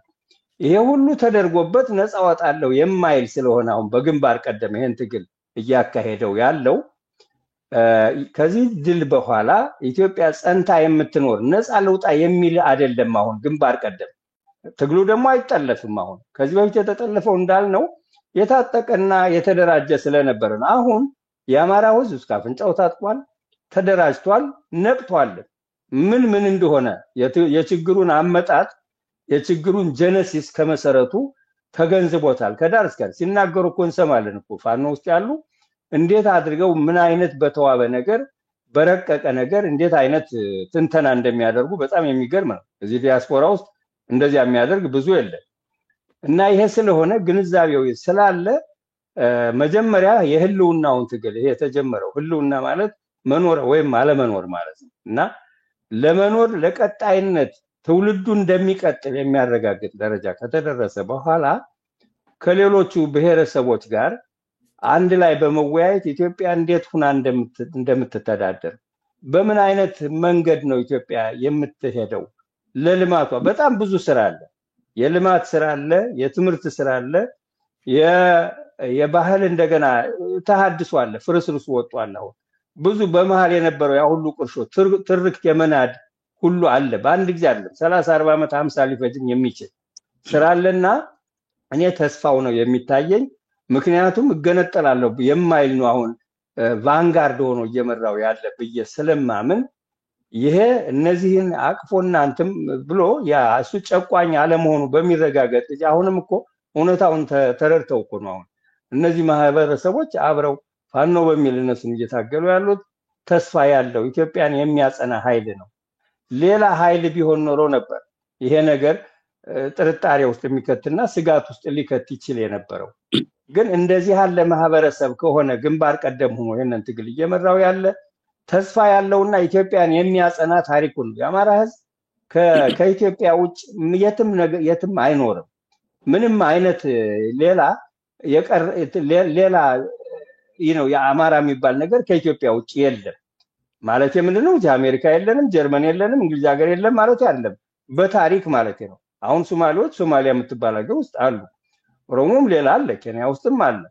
እርግጥ ሌሎቹም ሌላ ቦታ እንደዚህ የተለያየ አለ። ይሄ መሰረታዊ ግንዱ ያለ ስለሆነ ይሄ ሌሎቹን አስተባብሮ የልማትና የአንድነት የወዳጅነት የወንድማማችነት ኢትዮጵያዊነት እንኳን ለኢትዮጵያ ለቀጠናውም የሚበጅ ስርዓት እንደሚመጣ እኔ ሙሉ ዋስትና ይሄንን ማወቅ ያለበት ደግሞ የሚታይ ነው የሚሆነው ውስጡን ስለምናቅ ነውኛ እና እንደዚህ አይነት ነገር ስለሆነ ተጠልፎ እንደገና አንድ ማህበረሰብ ብቻ ይዞት ልክ ባለፉት 30 እና 40 ዓመታት እንዳየነው አንድ በቃ የአንድ መንደርተኛ ሆኖ አንድ አካባቢ ብቻ ስራውንም የሚሻማበት ስልጣኑንም ቦታዎችንም የሚሞላበት እንደዚህ አይነት ነገር የለም አማራው። ከዚህ በፊት እኮ እንደዚህ አይነት ነገር አልነበረም። በውሸት ነበረ ብለው ከተወራ ሊሆን ይችላል። እንደዚያ ስለማይሆን እኔ በጣም ተስፋ ያለው ነው ይሄ ትግል ብቻ በትብብር ቅድማ ስለ አንድነት ተወርቷል። አንድነት በጣም ጠቃሚ እንደሆነ ኢትዮጵያውያን ያውቃሉ። ከጥንት ጀምሮ አያት ቅድመ አያቶቻችን ስለ አንድነት ሲዋሩ አንድነት ኃይል ነው፣ ከአንድ ብርቱ ሁለት መድኃኒቱ፣ ድር ቢያብር አንበሳ ያስር ምንድነው የተለያዩ ነገሮች አንድነትን አጉልተው የሚያሳዩ በአጽንኦት የሚናገሩ ነገሮች እኮ አሉ። አልተጠቀምንባቸውም እንጂ እና የሰሞኑን የግድ ሁኔታው እያስገደደ ሲሄድ የአንድነቱም እየመጣ ነው። ቅድም ተነጋግረንበታል፣ ተናግረዋል ወንድሞቼ እና ተስፋ ያለው እንደሆነ ነው የማውቀው። ፎርቹኔትሊ ይሄ አጋጣሚ የታሪክ አጋጣሚ የሰማዩም ጌታ ጭምር ተጨምሮበት ነው መሰል ልክ በማንጅ ቢገባ ነው ኢትዮጵያ ልትፈርስ ትችል የነበረው የሚለው ኢትዮጵያ የማትፈርስበት እጅ ውስጥ እየገባች ስለሆነ ያ ተስፋ ያለ ኢትዮጵያውያን ከምን ጊዜውም ከዚህ በፊት እንኳን ከነበረው ከነገስታቱ የበለጠ ወደ አንድነት የምትመጣበትና ልማቷ የሚረጋገጥበት ነው የሚሆን። ትግሉም አይጠለፍም። ምክንያቱም የታጠቀና የነቃ የታጠቀ የተደራጀ ኃይል ነው አሁን የመጣው። ባለፉት እንኳን ያልተደራጀ ቁጥር ዋጋ የለው መደራጀት ነው። ያልተደራጀ ስለነበረ ነው የተደራጀው ሲነጥቀው የኖረ እስካሁን ድረስ እና ያ ሊደገም አይችልም። ተስፋ ነው ለኔ መጥ ያመሰግናለሁ። አመሰግናለሁ። እኛም እንግዲህ ተስፋን የመሰለ መልካም ነገር የለም። ግን እዚሁ ላይ ፎሎ አፕ ጥያቄ ነው የሚኖረኝ አቶ ላከ። አዎ ተስፋ ጥሩ ነው። በአማራውም እንግዲህ ከሌላው ብሔር ብሔረሰብ ጋር አንድ ላይ ተማክሬ አንድ ላይ ሆኜ ኢትዮጵያን አጸናለሁ የሚል እንቅስቃሴ ላይ ነው ያለው። እሱ ልክ ነው። ግን እዚሁ ላይ ዶክተር ነጋሽ አንተም እንደገለጽከው ለዘመናት የዘለቀ ከ50 ዓመት በላይ የዘለቀ የጠላትነት ትርክ ከፈረንጆቹ ተወራርሶ በራሱ በኢትዮጵያውያኖች ላይ እየዘነበ የወረደ በትምህርት በካሪኩለም ተቀርጾ በሐውልት ተቀርጾ ልክ እንደ አውሬ ሆኖ የኢትዮጵያ ጠላት ሆኖ ተስሎ ኢትዮጵያን በማለት ማለት ነው ተስሎ ነጮቹ ሲመጡ አስነካም ስላላቸው እነሱ የቀቡትን ስም ኢትዮጵያኖቹ ወርሶ አሁንም ድረስ ዋጋ የሚያስከፍለው እሱ ነገር ነው። ይሄ ነገር ዞሮ ዞሮ ተሰርቷል። በተለይ በወያኔ ጊዜ ረጅም ጊዜ ተሰርቷልና አሁን በምንም መልኩ ወደዛ ሲመጣ ሪዚስት ከሚያደርጉት አካላቶች ውስጥ እነዚህም አሉበት። ሪዚስት የሚያደርጉት አይሆንም አይመጣም የሚሉት ያንን የተሰጣቸውን ትርክ ላይ መሰረት አድርገው ስለሆነ አሁኑኑ ቀድሞ ይሄን ትርክት የማስተካከል የመቀየር የመነጋገር ሪያሹር የማድረግ እነዚህ የመሳሰሉት ስራዎች ወዳጅነት አሁን እዚህ እንደሚደረገው እዚህ አሁን ከተለያየ ብሔረሰቦች ናቸው እየተወከሉ በየጊዜው የሚመጡት እንደዚህ አይነቱ ንግግር አሁኑ ጀምሮ በአውሬነት የተሳለው ሰው መሆኑን በደንብ የሚገልጽበትን ነገሮች መድረኮች መመቻቸት የለባቸውም ወይ የሚሉትን ጥያቄ ነው ማስከተለው። አቶ ላከ ለመቲ በጣም መሰረታዊ ጥያቄ ነው የጠየቅሽው። I hope ይሄ መጨረሻው አይሆንም ለምድብንና መተን ብዙ ጊዜ በየጊዜው እንድንወያይ ቢደረግ በጣም ጥሩ ነው ብዬ የማስበው። Thank you for this opportunity በእውነቱ ዶክተር ነጋሽ በጣም ቁልጭ አድርገው አስቀምጠውታል ወይም ወንድሜ ዶክተር ነጋሽ አስቀምጦታል በለኔና ዶክተር ነጋሽ ብዙ እና በጣም በቃ ግልጽ አድርገው ነው ያስቀመጠው ሂደቱን ሙሉ ሂስቶሪካል አካሄዱ ሁሉ። እኔ እዛ ላይ መጨመር የምፈልገው ቢኖር ምንድን ነበረ ከንጉሠ ነገሥቱ ስርዓት ጀምሮ እሳቸው ከወረዱበት ጊዜ ጀምሮ እስከ አብይ ስልጣን መውጣት ድረስ የነበረው ሂደት ያየነው ምንድነው የጭሉሌዎች ገበታ ነበር ያየነው። ማለትም የፖፑላር ሙቭመንቱን በመጠቀም የሆኑ ግለሰቦች ስልጣኑ ላይ የሚፈናጠጡበት ነገር ነበረ። አብይ ስልጣን ላይ ሊወጣ አይችልም ነበር ጨርሶ የአማራው ድጋፍ ባይኖረው ጨርሶ እንደውም የኦሮሞ ህዝብ አልደገፈውም ነበር። ይሄ ግልጽ ነው። ኦኬ ወያኔ ሰተት ብሎ አዲስ አበባ አይገባም ነበር አማራ ተሸክሞ አቅፎ ባያመጣው ኖሮ። ወደ ኋላ እንሂድ። በደርግ ጊዜም በዛ ጊዜ ተማሪ ስለነበርኩ አውቀዋለሁ። ሆ ብሎ የአዲስ አበባ ተማሪ በሙሉ ባይጮህ ባይነሳ ደርግ ስልጣን ላይ አይወጣም ነበረ። ከበስተጀርባ የሚሰሩ ፕሎቶችም ይሄ እንዳሉ አንርሳቸው።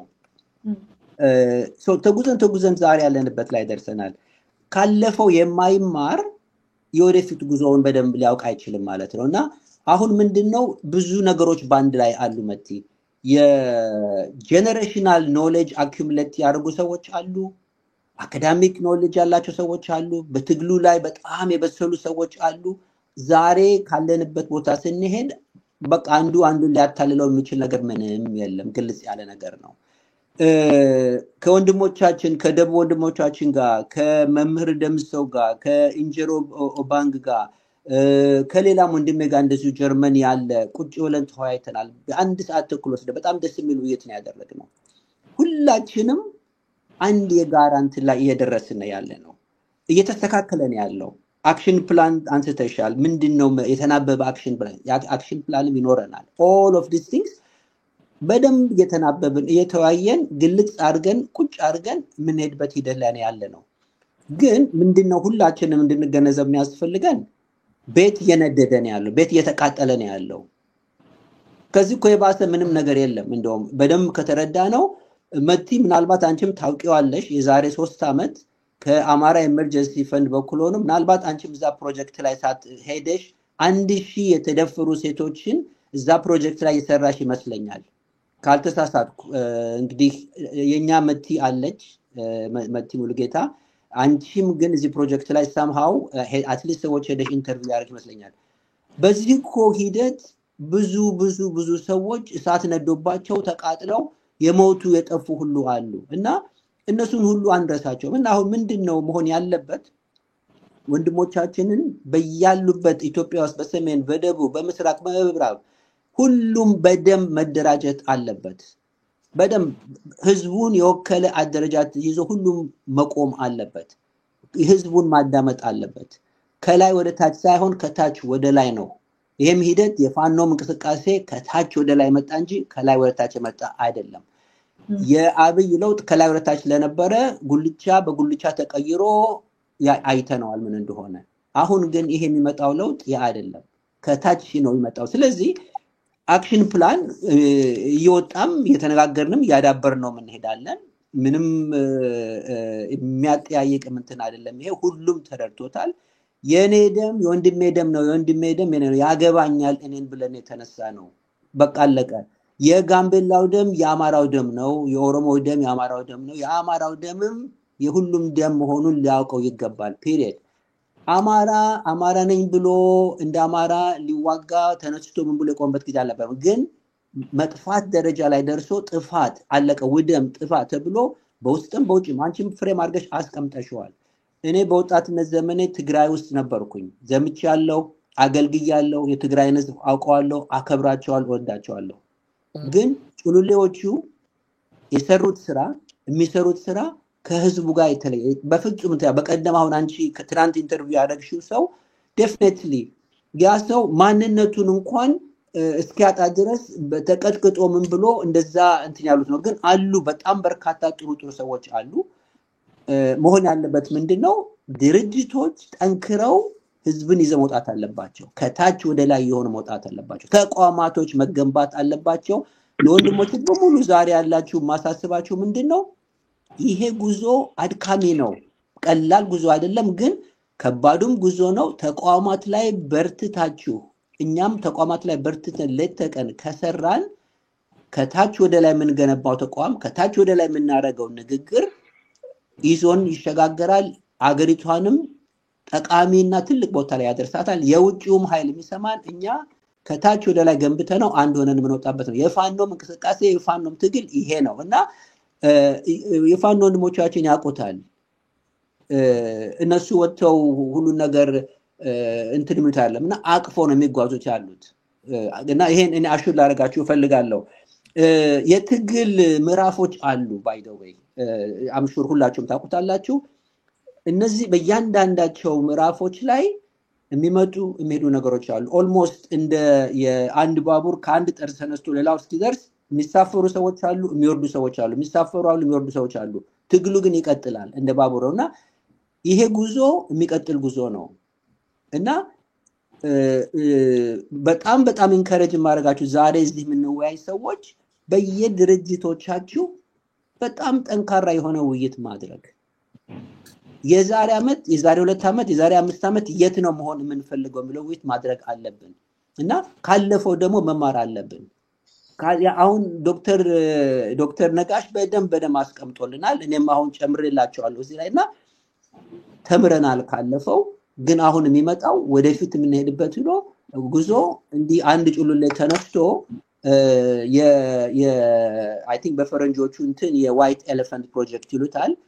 እዚህ አንድ የሆነ በስንት ኪሎ ሜትር የሚሆን እንትን አብለጭልጮና የክሪስማስ ትሪ እያበራ በሚሊዮን የሚቆጠር ሰው ገሎ መቃብር ቤት ይዞ የሚቀመጥበት አገርም አትሆንም። ኢትዮጵያ የሁሉ ብሔር ብሔረሰብ አገር ነች። ብሔር ብሔረሰብን ደግሞ ወያኔ አልፈጠረውም፣ ብልጽግና አልፈጠረውም። እንደውም እነሱ እያጠፉት ነው ያሉት። እንዲያውም በነገስታቱ ጊዜ ብሔር ብሔረሰቦች ቀለማቸው የደመቀ አንድነታቸው ያለ የደመቀ እንደዛ ሆኖ የኖሩ ነበሩና ይሄን ነገር በደንብ አስቡበት ወንድሞቼ፣ እህቶቼ፣ ሁላችሁም አስቡበት። በደንብ እንወያይ። እኛ ስለ ግለሰቦች ያለ መነጋገር ያለ ነው፣ ስለ ህዝብ ነው የምንነጋገረው። የሚያገባንም የህዝብ ጉዳይ ነው እንጂ ግለሰቦች አይደለም። መሪ ይመጣል ይሄዳል፣ መልካም የሰራ በህዝብ ይወደዳል፣ መልካም ያሰራ ደግሞ ይወድቃል፣ ይጠፋል። ምንም ይሄ እና ህዝብን ደግሞ አጥፍቶ ሊኖር የሚችል የለም እና ተስፋ አትቁረጡ። በአንድነት ይሄ ነው ውጤቱን እያየነው ነው። እንደዚህ ያሉ መድረኮች ያስፈልጉናል። በየቅርቡ እየተገናኘን እየተናበብን እየሰራን መሄድ አለብን የምለው። እንበርታ። መቲ እንግዲህ ጋብዥን እንደገና እዚህ ፕሮግራም ላይ ከነዚህ ወንድሞች ጋር እንነጋገር። በሌላው መድረክ ላይ እኔ በእውነቱ ለመናገር ከሆነ በስራ ነው የምንገለጸው። ምንድነው የምንሰራው? የኛ ድርጅት ፋና ከተመሰረተበት ጊዜ ጀምሮ በመርዳት ተጎጂዎችን በመርዳት ግን የኛን ድርጅት ደግሞ ለማጥፋት ብዙ የሚሰሩ ሰዎች አሉ። ግን ድርጅታችን ቆሞ እየቀጠለ ያለው እንደውም ከማደግም ከመስፋትም ይሄድን ጸንተን ቆመን ዋጋ ጥሩ ስራ እየሰራን ያለ ነውና እናንተም በሚገጥማችሁ እንትን ተስፋ እንዳትቆርጡ ተናበን እንሰራለን። ግን ዋናው መሰረት የሚሆነው እያንዳንዱ ብሔር ብሔረሰብ ተጠናክሮ ቆሞ እኔም ለጎረቤቴ እኔም ለሌላው ብሔር ያገባኛል ብለን መስራት አለበት። አክሽን ፕላን ብዬ ሞጣው ምንድነው በርቱ ተጠናከሩ ነው የምለው። ቴንክ ዩ መቲ አመሰግናለሁ። ይቅርታ ብዙ ካወራው። መልካም ነው። እኔም በጣም አመሰግናለሁ። ጥሩ የማጠቃለያም መረጃዎች ነው ሀሳቦችም መረጃዎችም እየሰጣችሁን ያላችሁት ዶክተር ነጋሽም አቶ ላክም ወደ ኢንጂነር ባንጣስቴ አሁን የተባለው ነገር አለ። በርግጥ አንዳንድ ጊዜ የእናንተ ታክስ ፎርስ በዚህ ውይይት ታረጋላችሁና ያው በሶሻል ሚዲያው ጥሩ ያሰባሰባችሁ ነው ያላችሁት። በዚህ በመናለሽ መት እንኳን ከኢትዮጵያም ከደቡብ ከየትኛውም አቅጣጫ መምህራኖች ሁሉ የመጡ የተወያዩ ነው ከኛ ጋር። አሁን ደግሞ እንደዚህ ሰፋ እያላችሁ ነው። መልካም ነው። ምናልባት ይሄን ነገር አስፍታችሁ አንድ ቀን በአዳራሽ በምንም በደንብ የማገናኘት ሐሳብ ካላችሁ አላቅም ካላችሁ እንግዲህ ድሮ ቪዥን ኢትዮጵያ የሚባል የሆነ እንቅስቃሴ ነበረ። በዚህ ሌቭል አይደለም። በርግጥ ኢትዮጵያ አሁን በጣም ክሪቲካል የሆነ መከራ ላይ ነች ያለችውና ከኤጎ ከምናምን አልፈን ኢትዮጵያን የማዳን ነገር ላይ ብቻ አይናችንን እዛ ላይ አንጠልጥለን እንድንቀመጥና ልባችንም እዛ ላይ እንዲሆን ነው የሚፈልገውና ከዛ አንፃር የማሰባሰቡን ነገር ወደ መሬት የሚወርድበት እንቅስቃሴ ካለ እንደዚሁም ደግሞ አሁንም እንደተባለው በየድርጅታችሁ እየገባችሁ ወጣቱን የማስተማርና ለሌላው ማህበረሰብ ኃላፊነትን እንዲወስድ የማረጉ እንቅስቃሴ ምን ይመስላል ሐሳብስ አለ ወይ በሚለው በዛም አጠቃላይ አይህን በዛ ውስጥ ኢንጂነር ባንክ Thank you እንግዲህ በርግጥ ቅድም እንዳልነው ስጋቶች እንዳሉ እና ይፈጥራሉ ብለን ወንሳሉ ብለን የምንላቸው ጉዳዮች መነሻቸው ምንድነው? አሁን ጦር የያዛችሁት በጉሪ ቢታዩት ወደ 4 የሚሆኑት ግሩፖች አሉ ወይም ክልሎች አሉ። ለምሳሌ ኦሮሚያ ክልል ያው የኦኔግ አለ፣ ዋናው አለ፣ ትግራይ ደግሞ አለ። ሰራዊቱ ራሱ እዛ የሚበተነው ሰራዊት ራሱ እንደ አንድ አይል ነው የሚደረገው እንደ አንድ ችግር እንትን ማለት ነው። እነኚህ ሰዎች ከዚህ ውጪ ደግሞ ክልሎች ደግሞ የራሳቸው እንትኖች አሉ። እስካሁን ድረስ የጥቅ እንትን ያላደረጉት ቅድም እንደምንለው የልዩ ኃይል የምንላቸው እነኚህ ሁሉ መሳሪያ ስላላቸው ለእነዚህ ምክንያቱም መሳሪያ ዘመድ አይደለም፣ ቀላል እንትን አይደለም። የሚሰጥ ፓወር በቃ እንትን አይደለም፣ ኔግሌክት ማድረግ የሚችለው ነገር አለ። እኔ ከልምዶቹ ነው እንግዲህ አሁን እኔን እንትን ማደርገው። ስለዚህ እነዚህ ሁሉ የችግር እንትኖች ስለሚሆኑ ካሁኑ ነኚህ ማወያየት የምንችልበት ሁኔታ እኛ as a civilian ሁለተኛ ግሩፕ as a civilian እና እንደ አጋር ህዝባችንን እነኚህ መሳሪያ ያነሱት እንትኖችን ማሰባሰብ የምንችልበት ምልክት ብናደርግ I think it's fine። ምልክቱ ባለፈው ጊዜ እንትና ሲያደርግ ማነው ልዴቱ ያደረገው አይተናል። ከኦኔክ መጥቷል፣ ከፋኖ መጥቷል፣ ከሌሎች ክልሎች ብቻ ናቸው ያ ከትግራይ መጥቷል። ሐሳባቸው ገልጿል። ያቺ መድረክ ነው፣ እንደዛ አይነት መድረክ ነው የሚያስፈልገው። አሁን አንድ ሁለቴ ብንወያይ እና እንትን ብናደርግ I think ወደ ጎጎራችን ስንሄድ ህዝባችን ማስተማር ወይ ማረጋጋት ምንችልበት ኮንዲሽን ይፈጠራል። አይቀርም የሚያስቀረው ነገር የለም። ዋናው አሁን እስከሚያርገው ጊዜ ድረስ ለውጡ ምንም በምንም ታምር አይቀርም። ሁለተኛ ነገር ደግሞ ማየት ያለብን ምንድነው የፖለቲካ ግንዛቤ በኢትዮጵያውያን ህዝብ ዘንድ ምን አይነት እንዴት አድርገን ነው ሜጀር ማድረግ ነው። አሁን የኢትዮጵያ ህዝብ መፍታቸው በደንብ ያውቃል። በአሁኑ ሰዓት ገበሬው ያ ራሱ የኛ አቲቲዩድ ያንን ነገር እንትን ማለት መቻል አለበት። ያቺ ሁኔታ በደንብ መያዝ መቻል አለበት። ምክንያቱም እንደምንለው የሚኖረን ለውጥ ከነበረው ሁኔታ ልዩ ሊያደርግ የሚችል ነገር የኛ አቲቲዩድ ልክ ከማህበረሰቡ አቲቲዩድ ጋር በቅርበት ወይም አንድ ላይ እንትን ሲሆን እና ይሄ በቀላሉ እንትን ማለት የምንችለው ነገር አለም የጋራ መድረክ ቢፈጠር ስፓይን በርግጥ ወንድሜ አሁን እንዳለው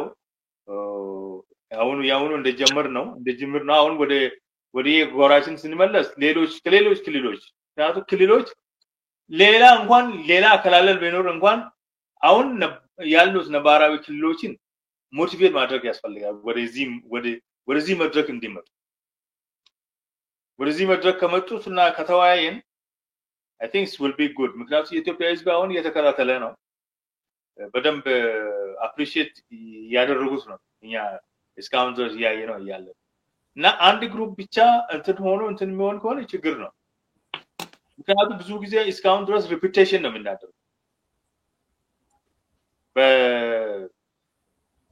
let's say ባይለ ስላሴ ጊዜ ምናልባት እኔ I don't know ምናልባት ክምሽት ይኖር ይችላል በደርግ ጊዜ the same things አሁን ደግሞ ወያኔ ሲመጣ ባለፈው 99% የመንግስት እንትን ሁሉ ያዘው ወያኔ ነው አሁን the same things አሁን ወያኔ ሲሄድ ወይም ያዴክ ሲሄድ አሁን በያዴክ ቦታ የገባው ፕሮፋይላቸው አሁን እንደምናየው the same things ውክልና የሌላቸው እንትኖች አሉ ይሄ አንድ ችግር ነው ይሄ ሪፒት እንዳይሆን ቢያብትላን ከዛ መማር መቻል አለበት ከዛ የተሻለ ነገር መስራት ሁሉም በእኩል ማየት የምንችልበት ሁኔታ እንትን በርግጥ አንድ ወንበር ነው ያለ ያ ወንበር ለሁሉም 83ቱ አይደለም እንዲበቃ አይደለም እንትን ምናምን ግን free and fair የሆነ እንትን ያስፈልጋል ይሄ ደግሞ ምንድነው ከምን ላይ ነው ካቲቱድ ነው አቲቱዳችን በጣም ፖዚቲቭ ከሆነ ለህዝባችን ይሄንን ማስተካከል የምንችልበት እንትን አይኖርም ሶስተኛ ነገር ደግሞ ዲክቴተርሺፕ እንትኑ ያችን ለመቀነስ ተርም ያስፈልጋል አሜሪካ ከ8 አመት በላይ ፕሬዝዳንት መሆን አትችልም የፈለገ ሰው እንኳን መፍጠር ብትችልም ምን ማድረግ ብትችልም ከ8 አመት በላይ ልታገለግል አትችልም ወራስ ብልጽግና ከ10 አመት በላይ ኢትዮጵያ ይገዛለው ነው የሚለው ብልጽግና 7 አመት ይቆያል ነው የሚለው ያቺ ከኢትዮጵያ ህዝብ እንትን ጋር ኮምፔር ስታደርጉ ችግር ነው ስለዚህ ተርም ያስፈልጋል ተርም ካለ ለነገ ችግር ይፈጥራል ነው የሚለው ይረጋጋል ነገ ኦኬ ምርጫ ስለሚመጣ እንትን ማለት ይችላል ምርጫ ደግሞ ባለው ፕሮሲጀር ያስቸግራል ሌላ ሜካኒዝም ለኛ ሊሆን የሚችል የምርጫ ስልት መቀየስ ይቻላል ያለው ከሆነ the same things እንደማታለያ ነው መንግስት የሚጠቀምበት አትላስ ግን ያው ልክ ተከማቹ እንዳይቀርባቸው ያ መንግስት ምንድነው የሚያደርገው በጉልበቱ ይተቀማል በጉልበቱ ሲተቀም ልክ እንደባለፈው ጊዜ የጋምቤላ ብንወስድ ኮሮጆ እስከ ሱዳን ሁሉ ተወስዷል ለአንድ ሳምንት የወሰኑት ማናቸው የመንግስት መዋቅር ውስጥ የነበሩት ናቸው ማሸነፋቸው ስላረጋገጡት ኮሮጆ ይዘው ወሰዱት እዛ የሚያደርጉት ነገር ሁሉ እንትን አድርጎ ጨማምሮ ምን አድርጎ ከአንድ ሳምንት በኋላ ኮሮጆ ይዘው አመጡት አሸነፉ እንትን አለ ridiculous እንደዚህ አይነት ሁኔታዎች እንግዲህ በእኛ ሀገር ገኛ እንትን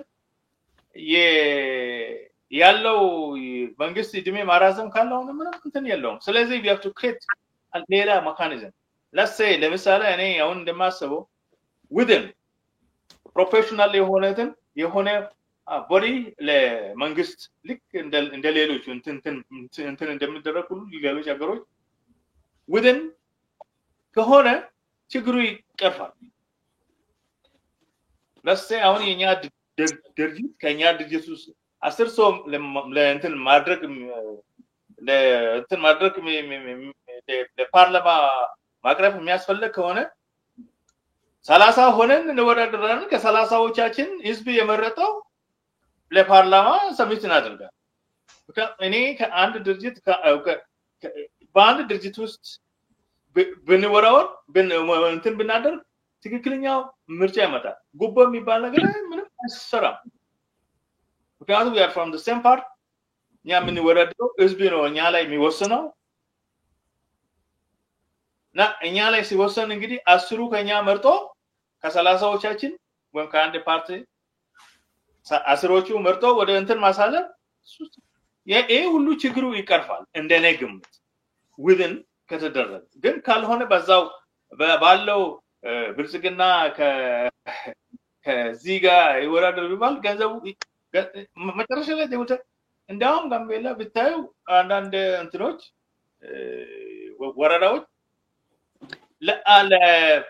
ለሶስት ቀን እንትና ቆዩት ገንዘብ አወጥቶ ጥቂ ቆሞ ገንዘብ እየሰጡት ነበር 500 ብር።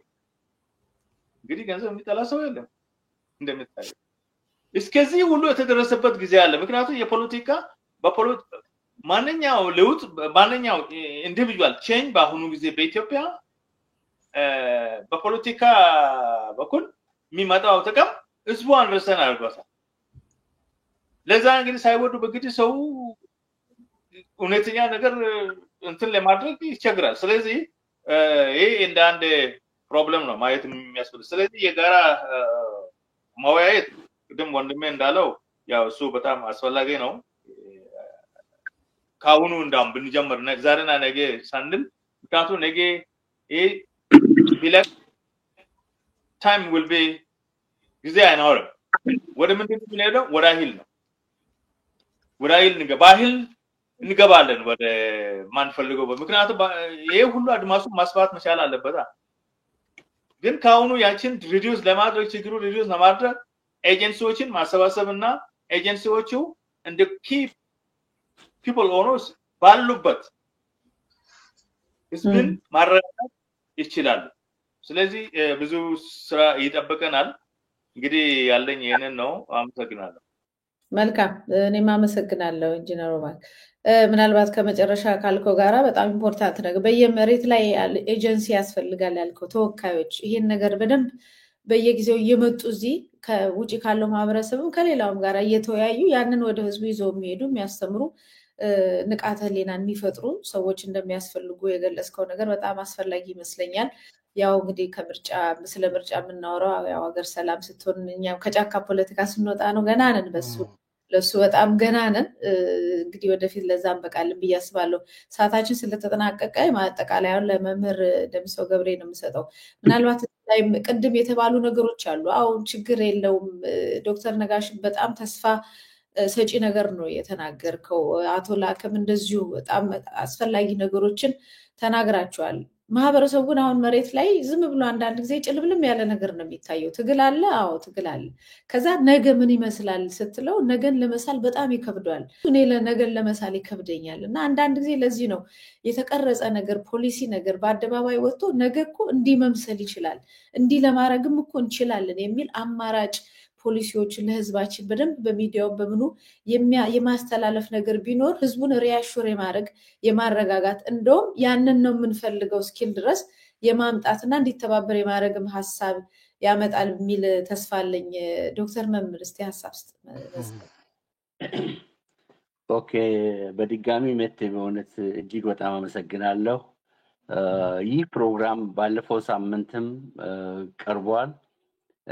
የለውጥ ድምጾች በምናለሽ መቲ ሀገርና ህዝብን በጋራ መታደግ የሚል ነው። ይሄ ዋናው የዚህ የፕሮግራሙ ዋና ዓላማ። ይሄ ካሁን በኋላ ባለፈው ጊዜ ይታችን ሳራም የተለያዩ ከሀገር ቤት ያሉት ወንድሞቻችን ሁሉ ገብተው መቀጠል አለበት በየሳምንቱ። ይሄ ፕሮግራም ወደ አንድ አቅጣጫ የሚወድ ካልሆነ ኢትዮጵያ ውስጥ ከፍተኛ ችግር ነው። በእውነቱ አሁን እኛ እንደምንለው አንዳንዶቻችን በግል ተነስተን እንደምናስበው እንደ ቀላል አቅጣጫ አይተን ነገሮችን ነው የምናየው። ግን እኔ እንደምለው ከሆነ እንደው የራሴ ግል አስተያየትንም እንደምሰጠው ከሆነ ኢትዮጵያ ውስጥ ያለው ትግልና ውጪ ያለው ትግል በጋራ ካልተቀናጀ አደጋው እጅግ ለኢትዮጵያ በጣም ከባድ ነው የሚሆነው። ለዚሁ እኮ ትልቁ ኃላፊነት ለምሳሌ እነ ጋና ላይ ትልቅ ኃላፊነት የተወሰደው ማን ነው? ሚዲያ ነው። አሁን በሌሎች ሚዲያዎች ላይ ሁሉ የምንሰማው ምንድን ነው? 300 ሰው ሞተ፣ ጎንደር ላይ 120 ተገደለ፣ አፋቢያ በዚህ መጣ፣ በዚህ ደግሞ እከሌ እንደዚህ ሆነ፣ ዳንግላ ላይ ይህንን ያህል ተጨፈጨፈ። የሞት ዜናዎች ነው የምንሰማው የወገኖቻችን የዘመዶቻችን። እጅግ የሚያምን ነገር ነው። ግን ጋና ውስጥ ያለና ደቡብ አፍሪካ ውስጥ ያሉት ወደ ትራንዚሽን ገቨርንመንት የሄዱት እንደው ከታሪክ ትምህርት አኳያ ምን ብለው ትልቅ ኃላፊነታቸውን የወጡት ሚዲያዎች ናቸው። ሚዲያዎች ምሁራንና የፖለቲካ ድርጅትና የታጠቁ ኃይሎችን ሰብስበው አነጋገሩ። አሁን እኛ ሀገር ያለው አንዳንድ ሚዲያዎች እርስ በርስ መናቆር፣ እርስ በርስ እውነት የተወሰኑት ብቻ የጋራ መግባባት እንዳላቸው እንረዳለን። አብዛኞችን እንደምናውቀው ግን ሀገራቸውን ከውድቀትና ከውርደት የሚያዳኑት ምንድናቸው? ትልቁን ከአንድ ክፍለ ጦር የበለጠ ኃላፊነት ሚዲያ ነው። ሌሎቹ ሁሉ ጋና አክራንም ከውርደትና ከውድቀት ያዳነው። ደቡብ አፍሪካ ላይም ብሔራዊ ውይይት፣ ብሔራዊ መግባባትና ብሔራዊ እርቅ እንዲያደርጉ ሚዲያዎች ናቸው ይህን ኃላፊነት የተወጡት። ሩዋንዳ ውስጥ 850,000 ዜጎች በሁቱና በቱሱ በተደረገው ጭፍጨፋ በአንድ ሚዲያ የተደረገው ደግሞ ቅስቀሳ ነው። ተመልከቱ። ሚዲያ ትልቅ ፓወር አለው። ለዚህ ነው ደቡብ አፍሪካ በነጮች ግፍ ጭቆና ስር እያለችም ኬፕ ታውን ላይ፣ ኒውዚላንድ ላይ፣ ጆሃንስበርግ ላይ፣ ፕሪቶሪያ ላይ በ5 ከተሞች ነው ብሔራዊ ውይይት፣ ብሔራዊ መግባባትና ብሔራዊ እርቅ ተደርጎ ነው ሀገሪቷ ወደ ትራንዚሽን ገቨርንመንት ሄደችው። እስካሁን ድረስ ከአፍሪካ የተሻሉ አገር የሚባሉ ማን ናቸው? ጋናና ደቡብ አፍሪካ ብቻ ናቸው። የታሪክ ትምህርትም የሚያስተምረን ይሄንን ነው። እኛ ሀገር አሁን ወደ እኛ ሀገር በምንመጣበት ጊዜ በመግደል ነው፣ አንዱን በመግደል ነው፣ ትግልን በመጥለፍ ነው። እየተጠለፈ ይገደላል። ከኃይለ ሥላሴ እኮ ወደዚህ ወደ ደርግ በመጣበት ጊዜ በሺህ የሚቆጠሩ ወንድሞች እነ ጥላሁን ግዛው አይነት ሰዎች እኮ ሞተው ነው ይሄ ለውጥ እኮ የመጣው። የታሪክ ትምህርትም የሚያስተምረን ከደርግ ስርዓት እኮ ደግሞ ደርግ የመጨረሻ ላይ በጉልበት ስልጣኑን ከያዘ በኋላ ኢህአዴግ ወደ አገሪቷ ወደ አንድ ጎሳ እጅ ከመውደቋ በፊት በፕሮፌሰር መስፍን ወልደማርያም፣ በፕሮፌሰር አስራት ወልደየስ፣ በዶክተር ተስፋዬና በዶክተር አበበ ያለው በእነዚህ በ5 የዩኒቨርሲቲ መምህራኖች ሀገሪቷ ባላደራ መንግስት ይሁን አይሆንም የባልና ሚስት ጉዳይ ነው ስል 15 ቀን ሳይሞላ ነው ስልጣኑን ለቆ እሱም ዚምባብዌ ሄደ። ያ ሁሉ የደርግ ሰራዊት ሁሉ ኮተቤ ሰንዳፋ ፖሊስ ኮሌጅ ታስሮ አብዛኛው በረሃብና በችግር በመከራ ነው። አብዛኞቹ ሞቶ ነው እዛ ማዕከላዊ እስር ቤት የሚያለቁት። ስለዚህ ለውጦቹ ይጠለፋሉ። ኢህአዴግን አሁን የአማራ ህዝብ ትግልና የኦሮሞ ህዝብ ተቀናጅቶ ባለፈው ኢህአዴግን አንበርክኮ በምጥልበት ጊዜ ቀጥታ ምንድን ነው ትግሉ ወዲያው ተጠለፈ። በማን ብልጣብልጦች መጡ። አብይ እኮ መገናኛ ሰራተኛ እኮ ነው። አንድ የኦሮሚያ የብልጽግና ጽሕፈት ቤት እኮ ኃላፊ ነበር። ከዛ መገናኛ ሰራተኛ ነበር። ከዛ ወደ ኢንሳ ምናምን መጣ። ከዛ እንዳለ ምንድነው እንደዚህ በመሆኑ ትግሉ ተጠለፈና ወደ ያ ሁሉ መስዋዕትነት የተከፈለበት ታድሰናል፣ በጥልቀት ተለውጠናል፣ ለኢትዮጵያ ህዝብ ቃል እንገባለን፣ እናት ኢትዮጵያ ማይጸነ ለምለሟ የሚል ጩኸት በአዲስ አበባ ስንሞት ኢትዮጵያ ወዲያው ትግሉ ተጠለፈ። የኢትዮጵያ ህዝብ እዚህ አይነት ደረጃ ላይ ነው። ወዲያው ያን ጊዜ ትግሎቹ ብዙ ጊዜ ይመጣሉ፣ ትግሎቹ ይጠለፋሉ። ለዚህ ምንድን ነው አስተባባሪ ኮሚቴዎች በሀገሪቷ ውስጥ ያለመኖሩ ነው።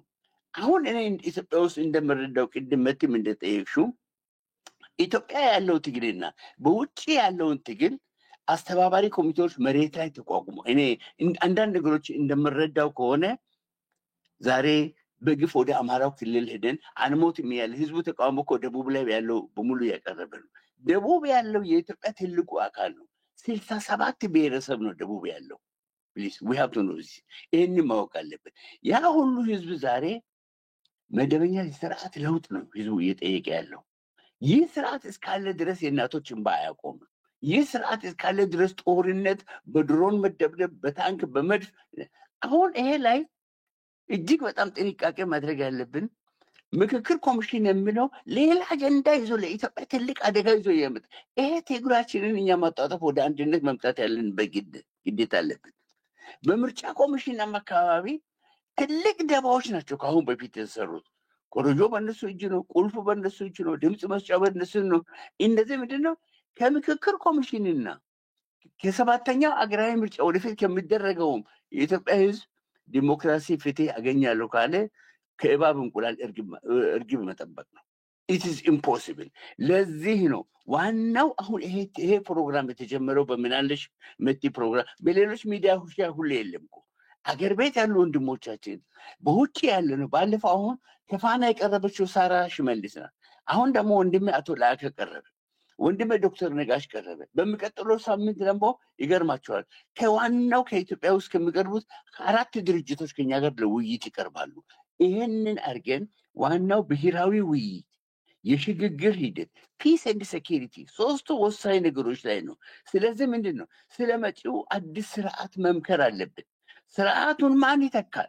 ስርዓቱ ከመውደቁ በፊት እኮ ኮኦርዲኔተሮች መቋቋም አለባቸው። ይሄ ሰውዬ እንደማካሳለ አምልጦ ቢሄድ ሀገሪቷ ውስጥ ምክንያቱም ይሄ በዘር ጥላቻ ፊት የሰከረው 7 የታጠቁ ኃይላት አሉ አሁን መሬት ላይ።